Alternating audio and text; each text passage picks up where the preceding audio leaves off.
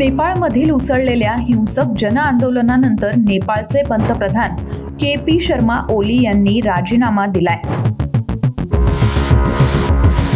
Social media ॲप्सला घातलेल्या बंदीवरून सोमवारी नेपाळमधील लाखो तरुण रस्त्यावर उतरले।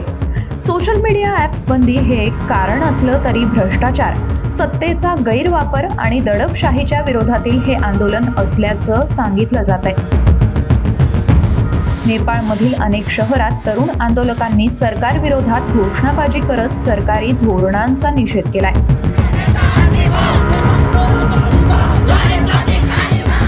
सुरुवातीला शांततेत चालू असलेलं हे आंदोलन काही मिनिटात हिंसक बनलं। नेपाळची राजधानी काठमांडूमध्ये आंदोलकांनी जाळपोळ आणि दगडफेक करत सरकारच्या विरोधातील रोष व्यक्त केलाय। सरकार विरोधात घोषणाबाजी करत काही तरुण हे संसदेवरही चालून गेले, तर काही आंदोलकांनी संसदेत प्रवेश केला। या आंदोलनात आतापर्यंत 21 तरुणांचा मृत्यू झाला असून 250 पेक्षा जास्त आंदोलक जखमी झालेत। तरुणांच्या या प्रचंड रोषासमोर नेपाळ सरकार अखेर झुकलं। सरकारनं सोमवारी सोशल मीडियावरील बंदी उठवण्याचा निर्णय घेतला, तर आज दुसऱ्या दिवशीही तरुणांनी आपली निदर्शनं सुरू ठेवल्यानं नेपाळचे पंतप्रधान के.पी. शर्मा ओली यांनी आपल्या पदाचा अखेर राजीनामा दिला। नेपाळच्या काठमांडूमध्ये गेल्या 2 दिवसांपासून तरुणांनी आपली निदर्शनं सुरूच ठेवत पंतप्रधान ओली यांच्या राजीनाम्याची मागणी केली होती।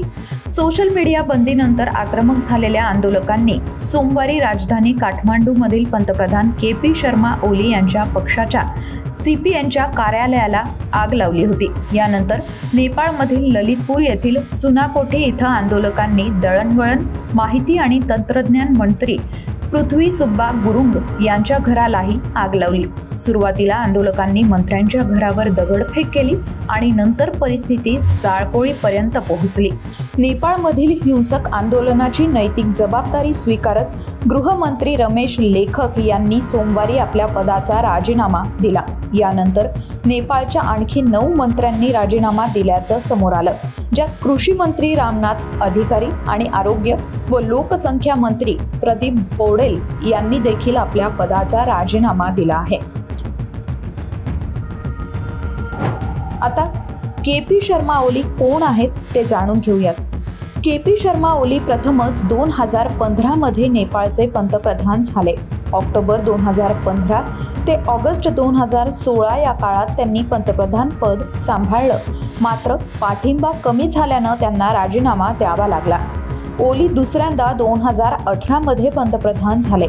फेब्रुवारी 2018 ते मे 2021 या काळात ते पदावर होते। यावेळीही त्यांना राजीनामा द्यावा लागला। दुसऱ्या कार्यकाळात ते एकूण 3 वर्ष आणि 88 दिवस पंतप्रधान होते। ओली तिसऱ्यांदा जुलै 2024 मध्ये पंतप्रधान झाले, मात्र 9 सप्टेंबर 2025 पर्यंतच ते पदावर राहिले। नेपाळमध्ये पेटलेलं जनआंदोलन हे इतकं भयंकर आहे की अनेक नेत्यांनी देश सोडण्याची तयारी केली आहे। खुद्द पंतप्रधान के.पी. शर्मा ओली हे देखील दुबईला जाणार असल्याचं सांगितलं जात आहे।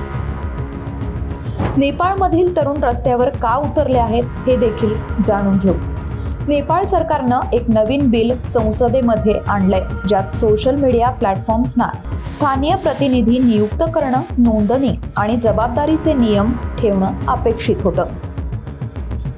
3 सप्टेंबर रोजी नेपाळ सरकारनं फेसबुक, इंस्टाग्राम आणि यूट्यूबसह 26 सोशल मीडिया ॲप्सवर बंदी घालण्याचा निर्णय घेतला होता। हे प्लॅटफॉर्म नेपाळच्या दळणवळण आणि माहिती तंत्रज्ञान मंत्रालयाकडे नोंदणीकृत नव्हते। मंत्रालयानं त्यांना 28 ऑगस्टपासून 7 दिवसांची मुदत दिली होती। त्याची अंतिम मुदत 2 सप्टेंबर रोजी संपली। त्यानंतर नेपाळ सरकारनं 26 सोशल मीडिया ॲप्सवर बंदी घातली। चीनमध्ये आधीपासूनच अमेरिका आणि युरोप प्रायोजित सोशल मीडियावर बंदी आहे। चीननं पाश्चात्य देशांची विचारसरणी रोखण्यासाठी स्वतःचे WeChat, वेइबो, डोइन सारखे ॲप्स विकसित केले आहेत। नेपाळमध्येही त्याच धर्तीवर प्रयत्न सुरू असल्याचा आरोप करण्यात येत होता। नेपाळ सरकारनं 26 ॲप्सवर बंदी घातली होती, तर दुसरीकडे टिकटॉक, वायबर, निंबूज इत्यादी चीनी ॲप्सवर बंदी घातली नव्हती. त्यामुळं सोशल मीडिया ॲप्सवर उदरनिर्वाह करणाऱ्या जेन झेड या पिढीनं सरकारच्या विरोधात रस्त्यावर उतरण्याचा निर्णय घेतला.